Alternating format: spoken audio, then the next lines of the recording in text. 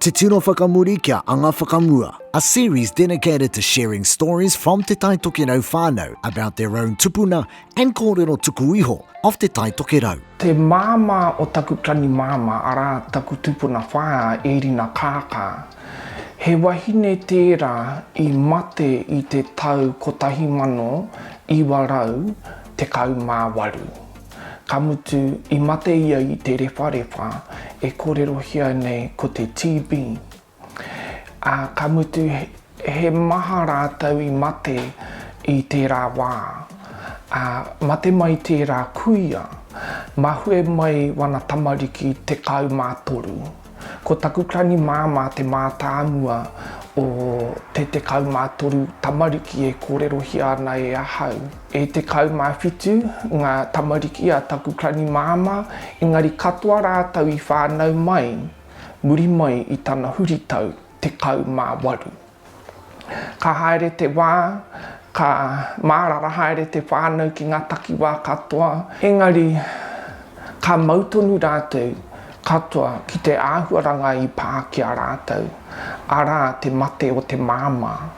Nā te mea ētahi o ngā tuahine I mate hoki rātau I ngā āhuatanga o ngā rewha. Hia rātau e harai te mea e tamariki ana, engari e taiwahine ana. I interviewed my aunt when she was 95, and I said to her, "Auntie, what used to happen when they would have tangis at the marae, you know? They didn't go to the marae when they were little kids, but they lived right next to the marae, so they can see what's going on and everything. But their parents didn't really like them to go anywhere where they might get sick, because they were very, very conscious of what had happened in the 1918 epidemics, but they were very conscious of the need to control infection. And so everything was about keeping well and not getting sick, rather than getting sick and using a rongoa to heal yourself. Rongoa was like plan B. Plan A is don't get sick. They had priorities about kai. I mōhio rātou ki te hao. They had priorities around hua whenua. I mōhio rātou ki te mahi te tāpapa. And so those were the learnings that they gave to us. And our dad had like a joke, you know, his joke would be like, yeah, that person doesn't even know how to plant a kumara. You know what I mean? So that was what they found. They found it really important. I think it was important for them to ensure that those types of kōrero tuku iho and mātauranga Māori continued to survive, because it kept them in good stead during the times that sickness was around, and also the depression, because they lived through the depression that we've never known. Kia au nei, kia puare o tātou ngākau, ki ngā tapu o te ao hou. Aha koa e wero ana o tātou, hine ngaro ki ngā āhuatanga hou, kei kona anō ētahi huarahi e ora ai ngā whakaaro mo te oranga o te whānau. And so I think we have to have an open heart and be open to having a discussion about how we can use technology to preserve our well-being, particularly in times that we don't know a lot about these infectious diseases that are becoming the focus of most conversations. As a person involved in broadcasting tangihanga at marae, I'm acutely aware that there are tikanga involved with tangihanga, with or without technology. But we're not new to technology. Our Uncle Hector Busby, Heke Nuku Mai Puhipi, he always reminded us that we were the greatest data scientists this world ever saw. And we still can be. It's clear that science has never been our master. It's always been our tool. So when we think about science as our tool, I think we've got to think about innovation and technology. Because once upon a time, a pencil was innovation. We've moved on from there, and now we're at a point where we can use technology to connect us in ways that doesn't require physical mail. We don't have to post a letter anymore. People can be connected in real time, and that's a special opportunity, not just for tangihanga, but also for karakia. And I think we've got to remind ourselves that there are hui mate and there are hui ora. And hui ora are just as important as hui mate. Aha ko haere tātou ki hea. Kei reira no tēnā mea te kaitiaki.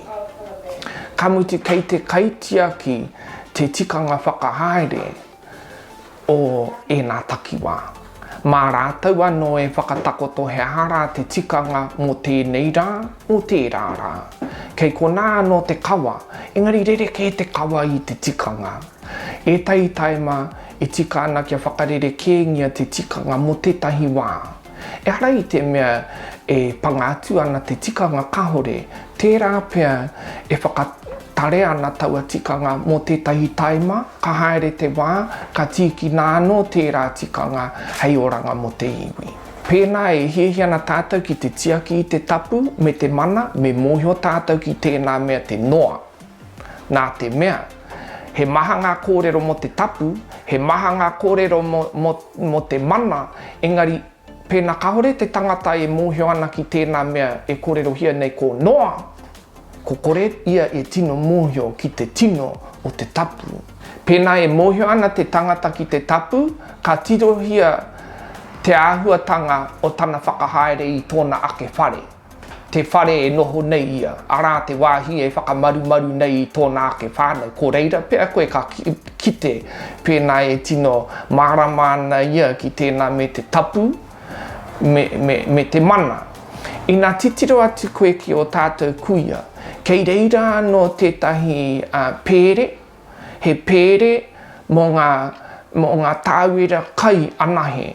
Nē, ki te atu koe i ngā wahine Māori, e whakahaere ana i te kihini, e whakahaere ana i te whare, kua kohia katoa ngā details, nē, ki tētahi pēre, motuhake mō ngā tāwera kai, kore rātou e pangatu tētahi atu mea ki roto i tērā pēre, ka hoki ngā mahara ki taku kōrero mo te infection control. Ko taka mai e nā āhuaranga katoa, e nā tikanga katoa, kia tātou o tēnei reanga, i te āhua o tātou kuia, ki te mōhio, ki te tapu, me te noa. He hara tētahi o ngā mea tapu, ko te whakapapa. Nā reira mehe me e titiro ana tātou ki ngā tikanga whakahaere i te whare, nā koia tētahi. Ko te kōrero nui a taku pāpā kia hau ko tēnei. Titiro whakarongo. Titiro whakarongo. He tāonga te whakarongo. E meana te kōrero ko te kai a te rangatira he kōrero. Engari ko tana tino hoa ko whakarongo. Ko ia i mea tia i te atua kia rua ngā taringa kia kotahi te ārero. Ne, me nui ake te whakarongo i te kōrero. Mā te whakarongo ka mōhio tātou ki ngā mea e tika ana kia mōhio tātou. Ka mutu mehe mea e titiro ana tātou ki tēnei ao hou, he nui ngā wero. Ka haere mai te wā, ka whakatangata o tātou nei tamariki, o tātou mokopuna, nui ake ngā wero, ka takoto ki mua i a rātou, i ngā wero kei mua i a tātou i aia nei. Ko ia ahau e mea na titiro whakarongo. Whakarongo ki ngā akoranga, ka kōrerohia e ngā mātua. Titiro ki te huarahi kei mua i a koe, titiro ki te huarahi kei muri i a koe. Nā te mea, kei reira tētahi whakatau ki e mea ana. E hoki whakamuri ki a ngā whakamua. E hara i te mea mā tātou anahe e orai ngā whakaaro mo te oranga o te whānau.